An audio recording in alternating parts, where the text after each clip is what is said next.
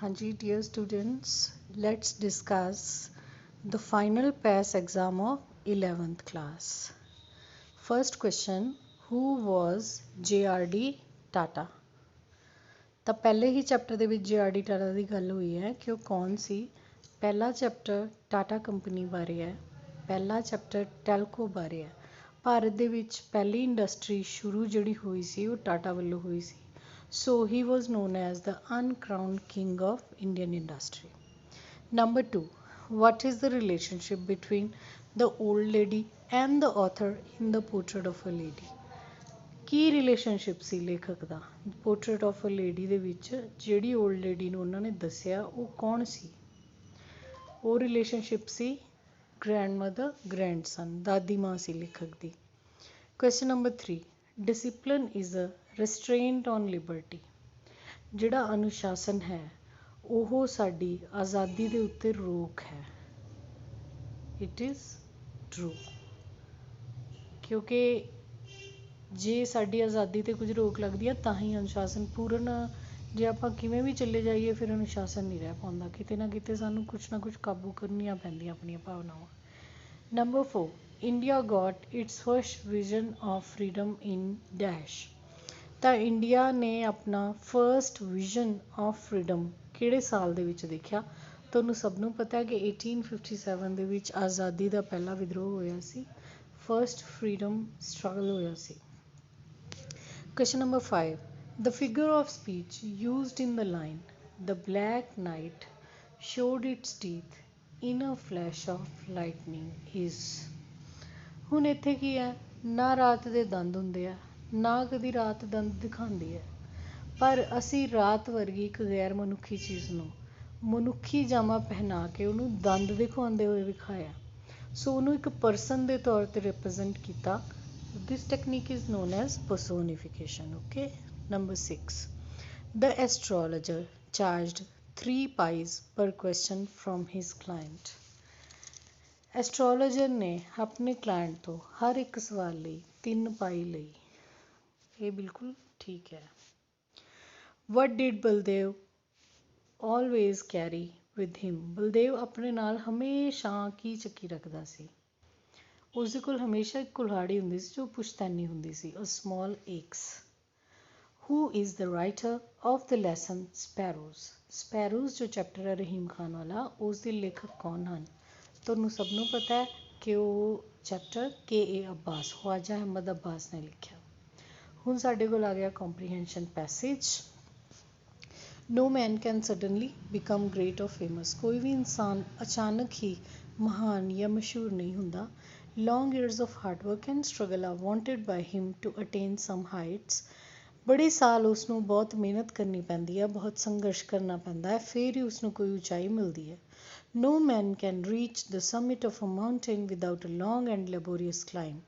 ਅਗਰ ਅਸੀਂ ਕਿਸੇ ਵੀ ਪਹਾੜ ਦੀ ਚੋਟੀ 'ਤੇ ਕਿਸੇ ਵਿਅਕਤੀ ਨੂੰ ਚੜ੍ਹਦੇ ਦੇਖਣਾ ਚਾਹੁੰਦੇ ਹਾਂ ਤਾਂ ਉਹ ਬਿਨਾਂ ਇੱਕ ਲੰਬੀ ਅਤੇ ਔਖੀ ਯਾਤਰਾ ਕੀਤਿਆਂ ਉੱਥੇ ਨਹੀਂ ਪਹੁੰਚ ਸਕਦਾ।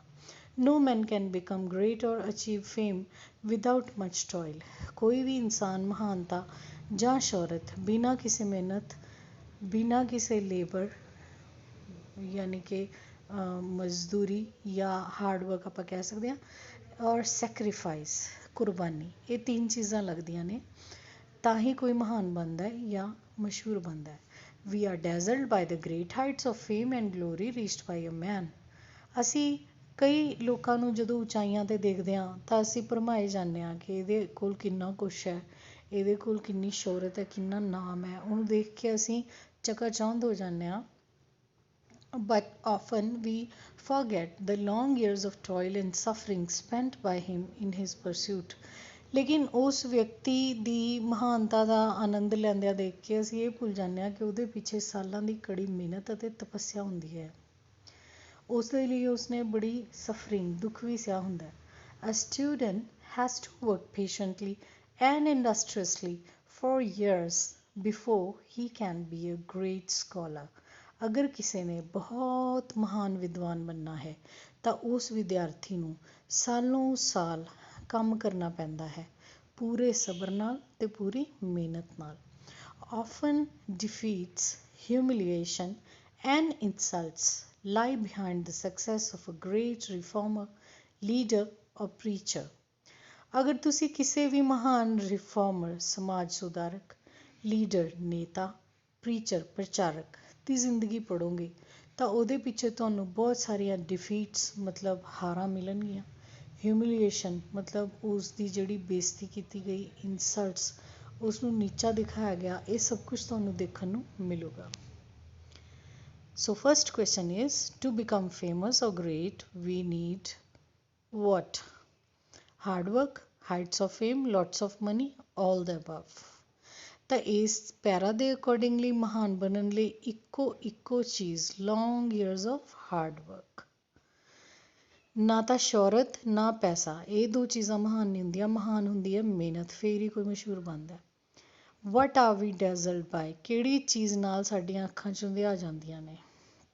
ਅਸੀਂ ਜਦੋਂ ਦੂਜਿਆਂ ਦੀ ਗਲੋਰੀ ਦੇਖਦੇ ਹਾਂ, ਫੇਮ ਦੇਖਦੇ ਹਾਂ, ਉਹਨਾਂ ਦਾ ਮਸ਼ਹੂਰ ਹੋਣਾ ਦੇਖਦੇ ਹਾਂ, ਤਾਂ ਅਸੀਂ ਇਹ ਨਹੀਂ ਸੋਚਦੇ ਕਿ ਮਿਹਨਤ ਉਹਨਾਂ ਨੇ ਕਿੰਨੀ ਕੀਤੀ ਹੋਣੀ।